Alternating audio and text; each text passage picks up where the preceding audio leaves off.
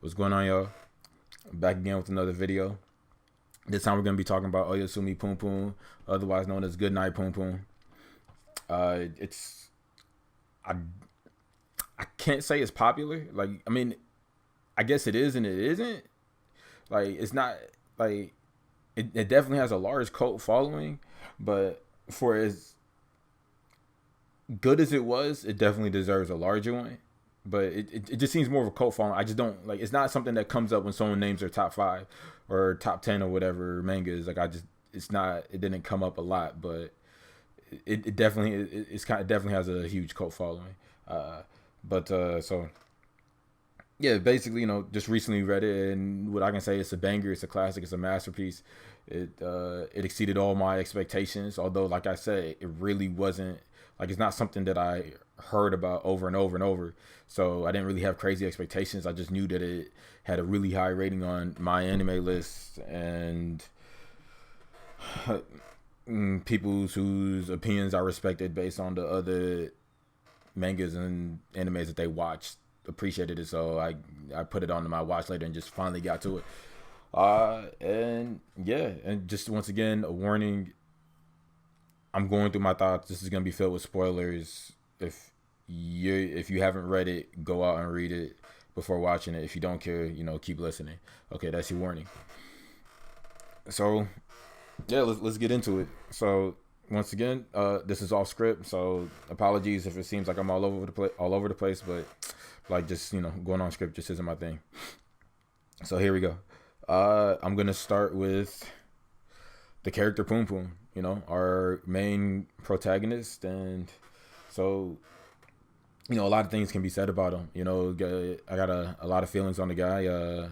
Honestly, for the most part of the manga, like I didn't really like him. Like I gotta be honest, like just reading the manga just subjectively, like he just seemed like just a shit person.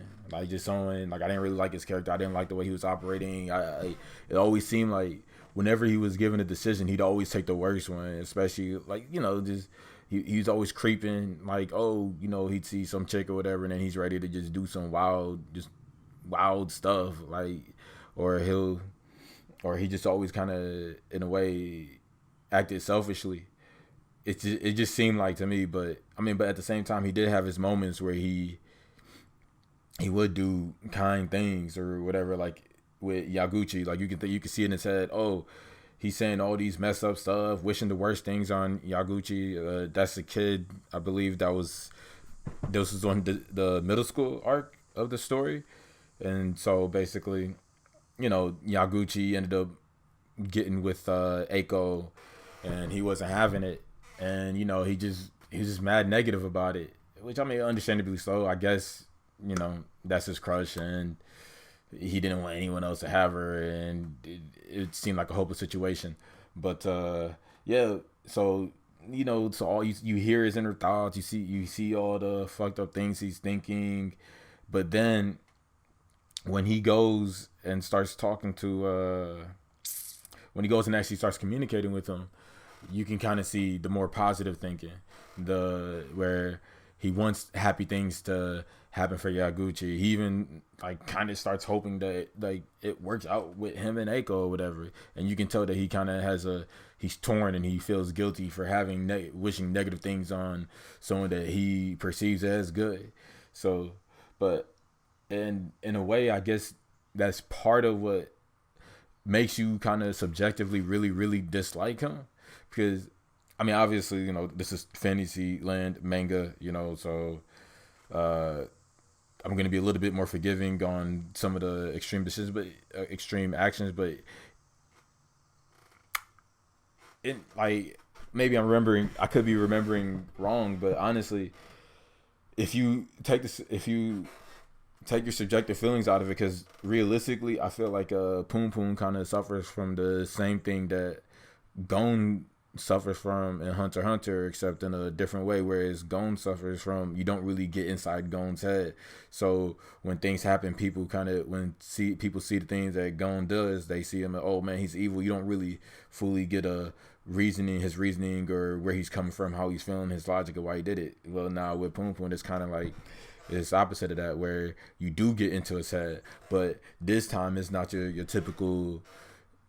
Well, it's not your typical, Fantasyland story. Like it's the darker thoughts. You get into those dark, intrusive, negative thoughts that a lot of people have. Well, I guess in this manga, these thoughts manifested themselves as the Afro Asian guy or whatever. And so every time he'd come up, he'd just say the most messed up things, like, "Oh, you should kill Yaguchi or whatever, so that he can't be with Eiko," or "You should go if someone does one thing wrong and that the voice in his head snaps up, boom, you should kill yourself. It's nothing good happening anyways," things of that nature.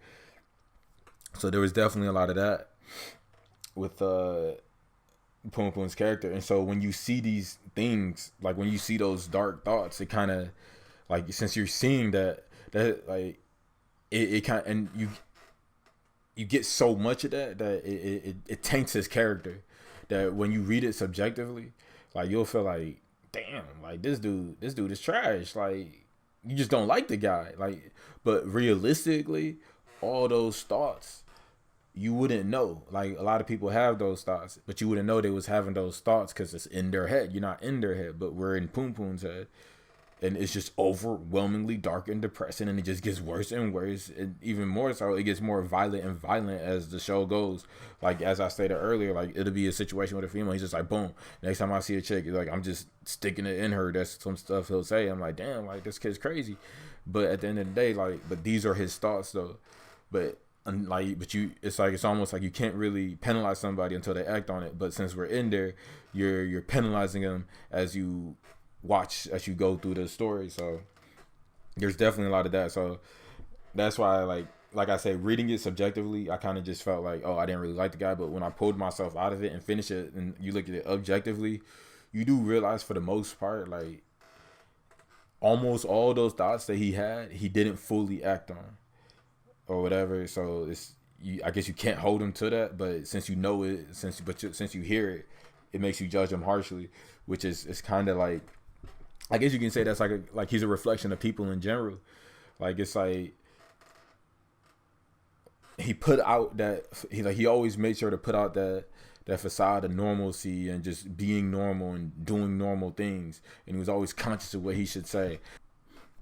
An example of him being just super self-conscious about how he should present himself instead of presenting or saying what's truly on his mind is, well, I guess you could say the first example might have been when he was in class and he was supposed to say his dream.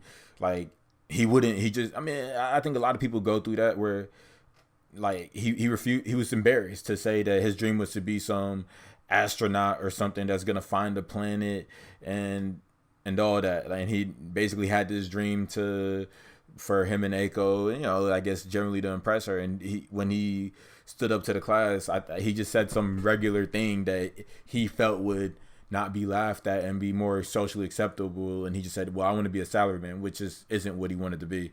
And then the other time that came up is, I can remember off the top of my head that came up. I'm sure it's a variety of times, but the other time is when he was on that date. I believe her name was Kaney. It was like the fat chick's little sister or something. But they was on that date, and when she said something and she expressed herself so eloquently and passionately, and he heard what she said, he's like, oh wow, he was surprised. Then he didn't know what to say, and I think he did end up telling her the truth. I think he told her all he does is play video games and not do much of whatever, but he was really overthinking, like, oh, what's the right thing to say? Like, he's always, but whether he does or doesn't, he's always super aware of just, I have to put up, like, I cannot show people the real me, because if they saw the real me, like, they'd hate me or something, because clearly he hates himself, right? Like, that's a big thing. But so yeah, he's a very repressed individual. Like, he never really, for the most part, he never pushes himself forward. Like, and all these repressions over time kind of just made those dark thoughts or the manifestation of God just get louder and louder and louder and harder for him to control. So, like, he he would just keep repressing, and then you could see during the course of the story, like at the beginning, the thoughts was just like, oh, it was just negative, just your regular negative thought, and it'd be here and there, and he'd do his little tinkle tinkle, to go away, but then it'd start getting worse and worse, and then he'd keep repressing himself more, and it'd get louder, like it just get louder, and then even on that date with Kaney, like it went crazy to the point he just straight up attempted to sexually assault the chick. I was like, damn, like dude was going crazy. Like he went balls to walls. He was like, yo, I'm over this. Like I'm tired of getting rejected. And he just did what he wanted to do, I guess. But but he always hit that. But that gear was always there for him to stop. Like I don't know. So yeah, but eventually that gear was it was ripped. Like it was gone. Me personally, I don't think it was gone. But actually, no, it was gone. Let me take that back. So basically, as we all know what happened in the end, when he was in his 20s, him and Aiko get together. They decide to go talk to Aiko's mom. Thought it was supposed to be easy peasy. Aiko's mom said no, they gonna have to leave. They ain't gonna leave without a fight. So that fight happened. And, guy came in full blast at that point. I mean, because I think even like that guy voice was gone for a little bit, I believe.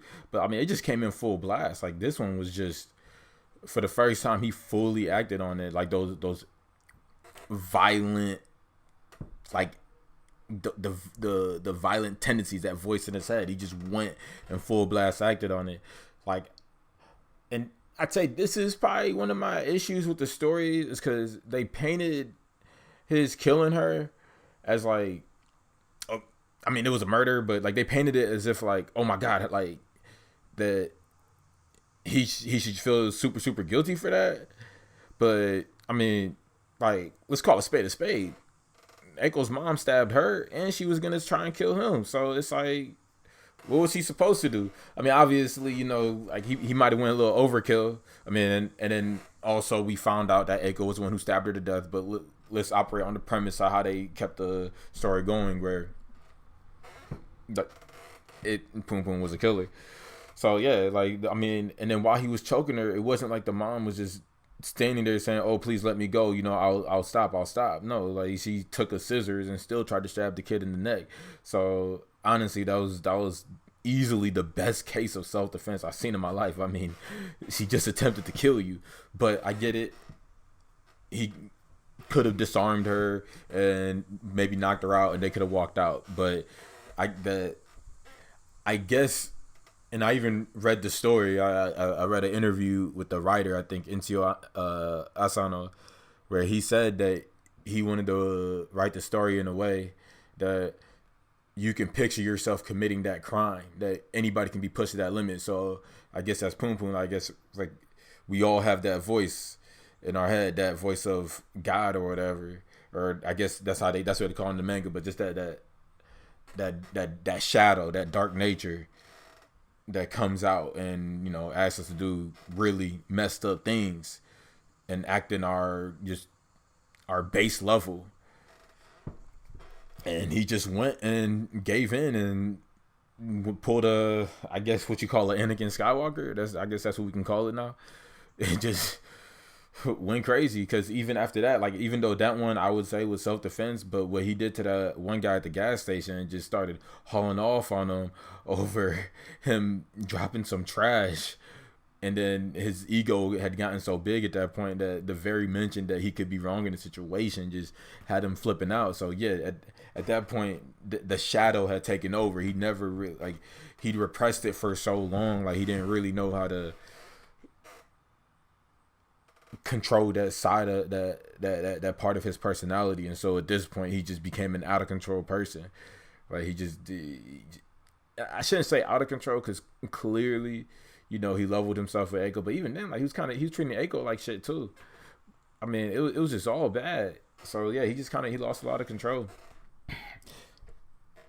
In a way, the transformation of his character and just the consistent repression of his inner true self, and how by doing that it just became darker, and more violent, and manifested itself into just the most selfish way possible, into just into not only maybe let me not just say selfish, like just into just self abusive and abusive to those like around Punpun.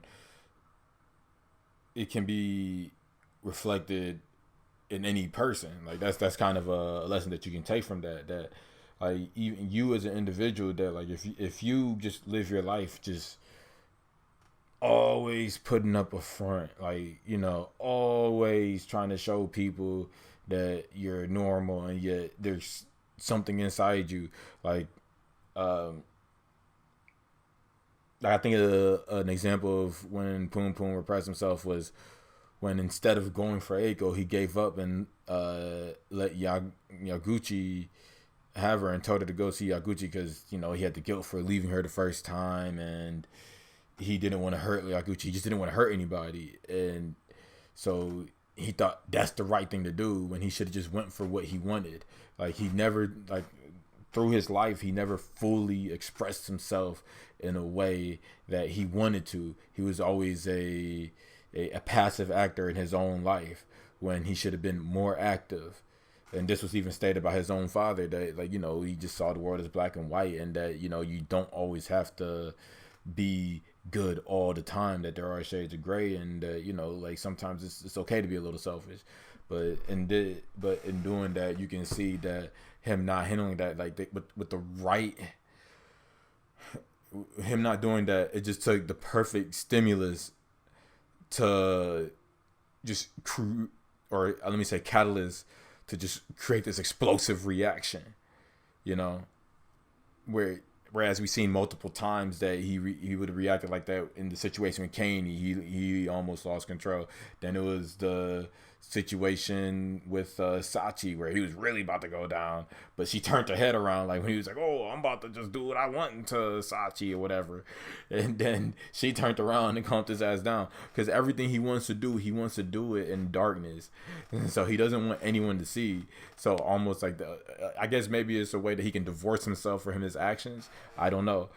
So when she turned around, he just like, "Oh no, I'm not doing nothing. I'm a good guy." He's saving face.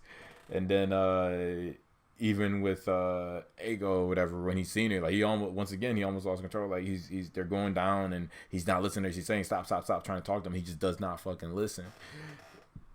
And so a lot of times, like this repression manifested itself like in a sexual form with the kid, with Punpun, but with people in general. So basically, it's just like, look, if you don't face the darker halves of your personality, or if you don't acknowledge it, and you just keep compartmentalizing it and ignoring it, and not putting yourself forward in certain occasions, or expressing yourself how you feel, how you want it to feel, that the wrong catalyst can set you off. And you see that all the time. You see that quiet person, they be quiet as hell, like boom boom, just sitting there, everybody's cracking jokes, whatever they're saying there, they not saying nothing, and it's all good until one day that person just snaps. And that, like, obviously, like the manga is just an overblown, honestly, I can't say it's overblown, because we're talking about years of repression, and the catalyst was perfect and super realistic.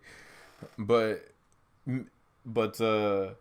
yeah, and that same thing can happen with any person. Is just that what is the catalyst that can set you off? Whereas someone who can maybe harness that side of themselves can deal with these triggers better. Like, let's say, I don't know, like a Sachi. Like, I think that's more so Sachi's character, even, where you can see over time, like, when she would talk to Punpun, she's like, you're just making excuses. You're finding noble justifications to just bullshit your life away. Like, when, like how he said, "Oh, I'm looking for the girl I love." And she's like, "Well, if she's here and you saw her here, I can help her find." He's like, "Oh, no. Like, he doesn't really want to face anything. He just always wants to, like, he's just trying to be good, and he's looking for excuses to quit. Like, he never he just never puts himself forward in a way. Like he's just passive. His whole life is passive. Things are happening. He's doing nothing. Whatever he does, someone told him to do. Like he never chooses to do anything.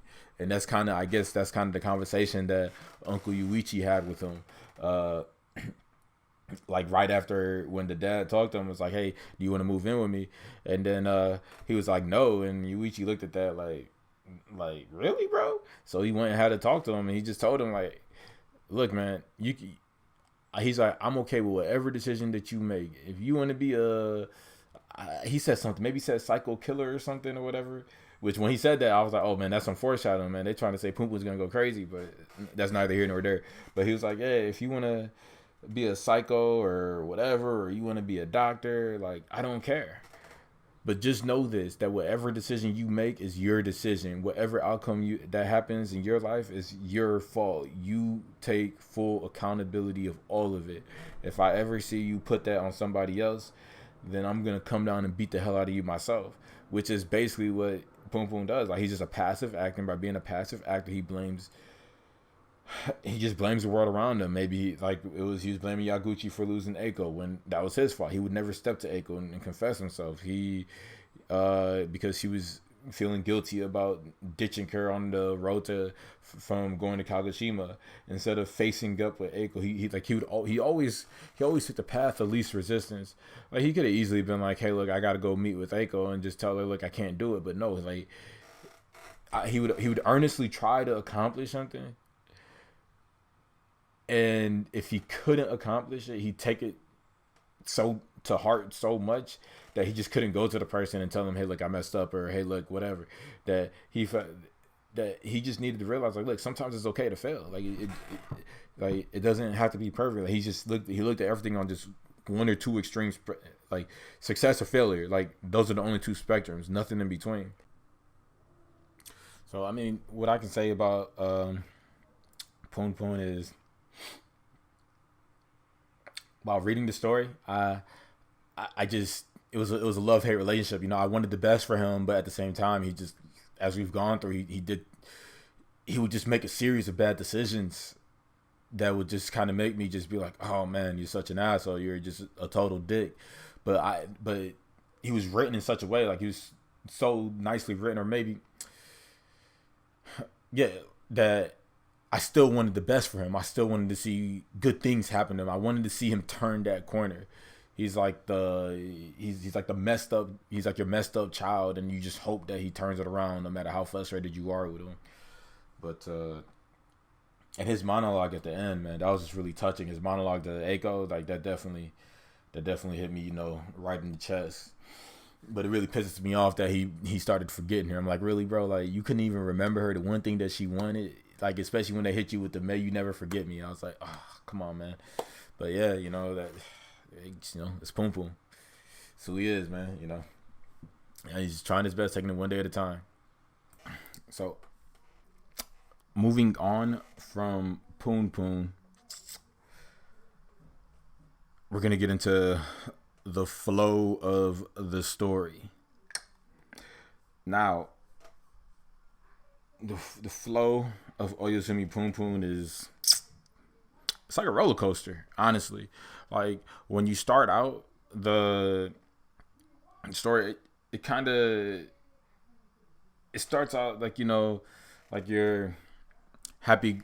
I don't want to say happy go lucky because it has like dark overtones, but at the same time, even though it has dark overtones, it has like a positiveness to it. It's like you're seeing just these young kids fill out their childhoods and just kind of doing things, and it's kind of really paralleling your own childhood in a lot of ways, you know, where they're finding the porno mags or whatever, and they're all crowding together and looking through it, and you got the rambunctious leader, and then you got everybody kind of following along, and just a bunch of scrappy kids, and you know, the first crush or whatever with Punpun and Aiko, or how, what's his name, went on a date with the girl and it only lasted like a day or something. Like it was just really paralleling like you could feel it paralleling your own childhood in a way, like assuming it was a decent one, I guess. But I guess, I mean, they all had that same one, but like and then it feels positive, but then at the same time you see those dark overtones quick, because you can kind of see what's going on in Punpun's home, where it's like you kind of see that the mom and the dad's kind of arguing, and that's not, things aren't working out too well, and then they even had that domestic violence situation. Then when Yuichi comes, just a lot of things, like it's just this interesting contrast of this of the youth of a child, and they do it really well. So, but at that point in the story, it still feels kind of optimistic, and then all of a sudden the story just takes a V turn, like a hard left, and just gets depressing. Like it's just like it just starts feeling hopeless. You see Yuichi's story, like you see just his youth get kind of slowly kind of crumble, where he's freaking out about Aiko. He fails. You see Aiko crying. His dad, Yuichi, screams out that God's not real and stuff like that, and then he does a tinkle tinkle oi and it stops working. Like, oh my God, like it just got so, it was ridiculous. Like it just seemed like it just kept building people up to slap them down. Like Kometsu's just busting. Well, actually, that wasn't that dark. That was actually kind of funny when Kometsu got his ass busted in that when he was getting busted in that tournament against Yaguchi. Man, that his narrative was he was a funny guy, man. That kid was intense, all about winning. But just like the way Yaguchi and Punpun were relating, it's like it makes you want something, but at the same time it writes it in a way where it's like it's hard for them to coexist, because they're both so clearly deeply into Aiko, and just, you know, then once you get to the back end, man, like it's just nothing but despair, you know. But honestly though, but then sometimes it has optimistic points where I feel like, okay, it'll take you into that despair and then it lifts the story up, like during when him and Sachi get together and she's kind of up, like pushing him forward. This was probably one of the more enjoyable parts of the whole manga.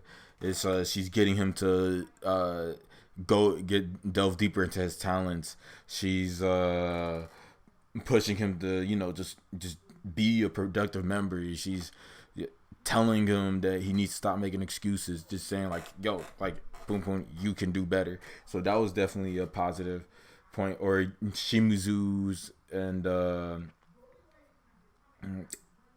Seki's relationship, you know, like that was another those were definitely positive points in the story. But yeah, like I mean, it was just an up and down roller coaster.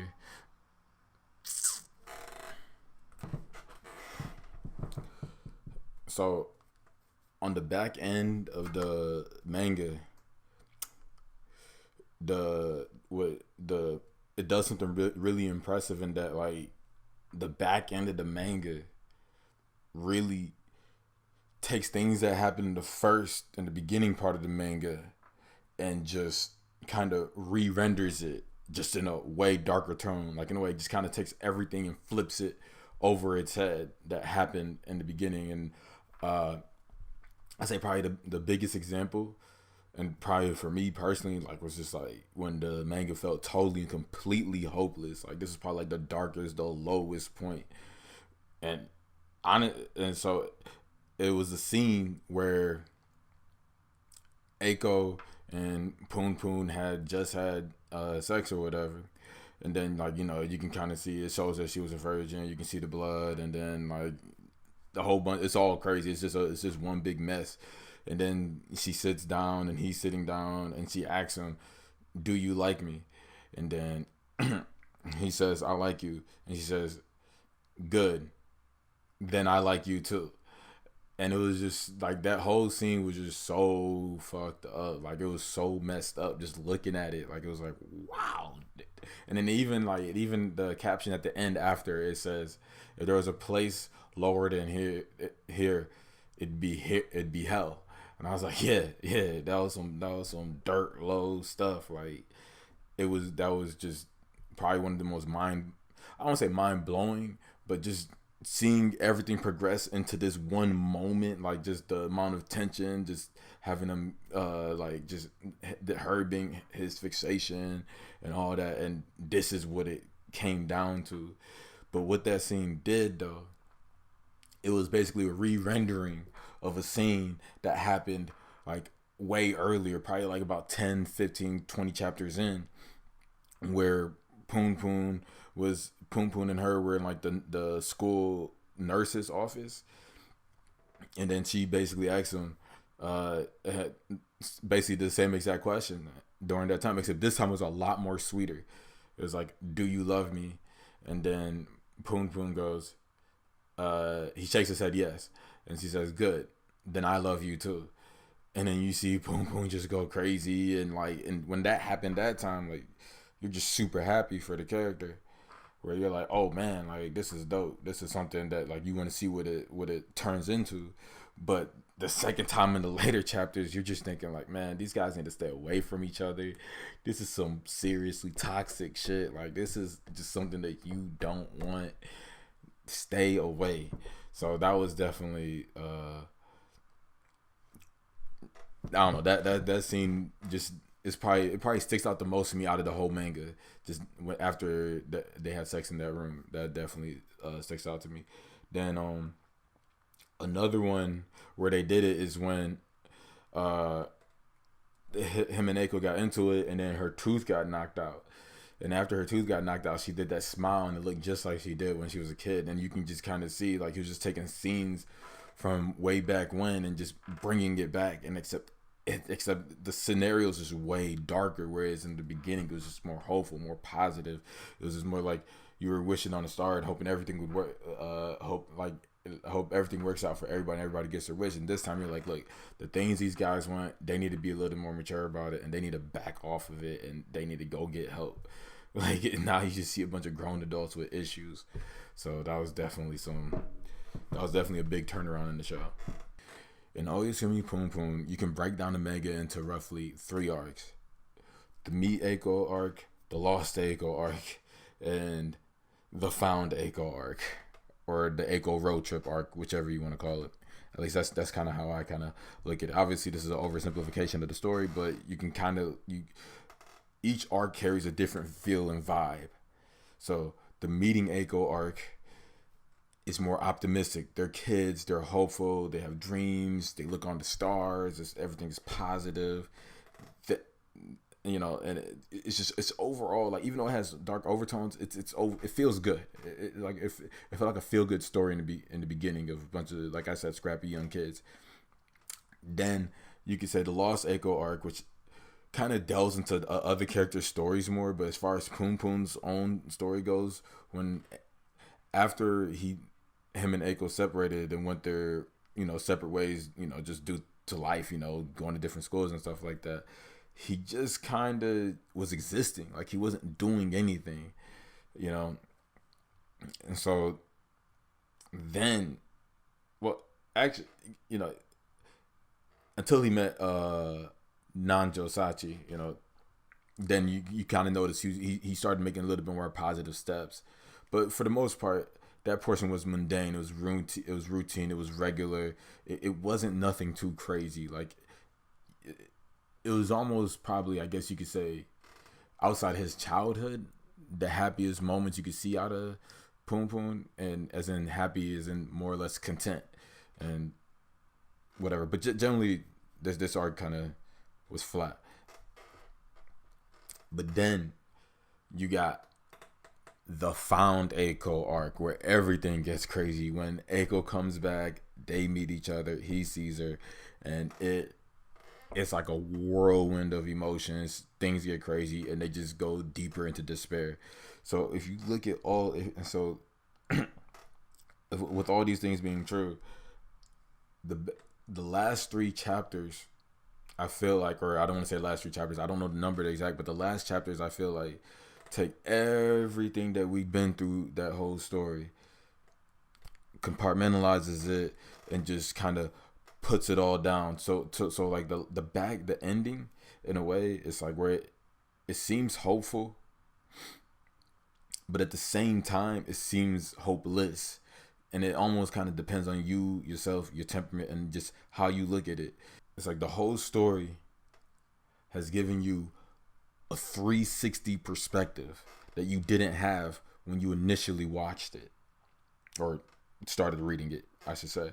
So now what they did is they bring everything back. Like, they take you back to everything. They take it, when I say bring everything back, they take you back to how everything started. It's like a reset button was pushed. So one example of that is the birth of Yuichi and Midori's kid. When that kid comes out, it looks just like baby Punpun, like just cute as a button, all that, and just looks happy. And you're looking at it, it's like, oh man, oh, it's just, this is nice to look at. But see, but the writer, he doesn't let you just sit on there and think, oh, this is a good thing, this birth of this kid is a good thing, because then it goes right into his eye, and you can see off the corner of his eye, you can see the Afro Japanese guy, or the Afro god, or whatever, the personification of God that is the inner dark thoughts that shows up in each character that kind of led them down darker paths. So you see that, so it's like, you at first you look at it and you're like, you're happy, but then when you see that, it's like, maybe things won't turn out too good for that kid. But that's up to you to decide. And then he does it again in like the last couple panels of the whole manga. He takes it back to the school, and in the school now, like you see this classroom, and it's Harumi introducing, like, it's a class that he's teaching, and it's this new girl, basically like Aiko when she first came and met Punpun. She was a new student in the class, introduced herself, and this little girl introduced herself, and then you see this young plain looking boy looking at her with awe, just like Punpun looked at Aiko. Harumi sees the boy staring like intently at the girl, and then he looks over at him, and like the kind of face that Harumi makes, you can't tell if he's looking with approval or disapproval. So once again, this depends on you as the reader, on your temperament. Like me personally, I just couldn't tell. Like when I was looking at it, honestly, I thought he was looking at it with disapproval, but that's just, I guess that's just how I look at it as a person, I guess. And so yeah, but the writer doesn't really give you anything to grab onto to come with a concrete idea of what it is that Harumi feels about the situation. So everything is open-ended, especially when he looks out into the window. And then the panels go on further to show all, like, a group of friends getting together, talking about, just all the same things that Punpun and them did. They're looking at some magazine, and they ask, what is sex? Same thing they did when they were kids. And then you hear the line, oh, the world that people are gonna go stink. That same quote from Aiko. And you see the gym, and it moves panels into the school, and then like it's just, and then at the last frame, it's just them looking at the school. And so in a way, like the biggest thing I take from that is, like, even though it doesn't let you know whether it's things are going to be happy, the outcomes are happy for all these characters, or that the outcomes will be bad for all these guys, including like with Yuichi's newborn and these people, or even Punpun himself. I mean, although I guess you could say compared to what Punpun was going through, like how it ended for him, I guess you can say in a way that was a happy ending. But what you can take away from the story overall is that no matter what happens, no matter anything that goes down or gets thrown at you, or for every things coming into the future, life goes on. Like it's gonna keep moving. Like, and that's what you get from the whole contextualization of the story after you read it, and then they show you all these panels again. It's like, no matter what, life keeps moving forward, and someone has been through what you went through also, and any one of your decisions can take you down any different route. So that's kind of what I took from that ending, at least. And so at the end of the day, it's just about moving forward, which even more so with the conclusion where Harumi, like before all these final panels, Harumi meets up with Punpun. They randomly met on the outside, like walking around. They randomly met up, and then Harumi, obviously they were disconnected for years, so he didn't really know what went down with Punpun. So, but when he seen it, he looked at Punpun and he just thought to himself, wow, like he seemed pretty normal with not knowing everything that Punpun had gone through, or how it, like, just the course that his life went with the murder and the attempted suicide, all those things, and losing Aiko, that all he could see is the end result with Punpun and just the people in the community that he had surrounding him. And at this point, like, essentially Punpun was just moving forward. And so that's kind of like all he could see is just that, life happens, and it's just, I guess, don't get crushed in the moment, that you can always keep going forward in a way. I guess that's one thing. I think that's the main thing. Just move forward. Like, just, you don't have to stop. You don't have to stay stagnant. As long as you keep moving forward, regardless of how hard it gets, you'll be fine. And that about wraps up most of my thoughts on Oyasumi Punpun, or Goodnight Punpun. And yeah, overall, just a phenomenal manga with well-written characters, a lot of great ideas, and just in many ways very relatable to each character at different junctures in their life. So yeah, thank you for watching, and I appreciate you guys giving me your time. Peace.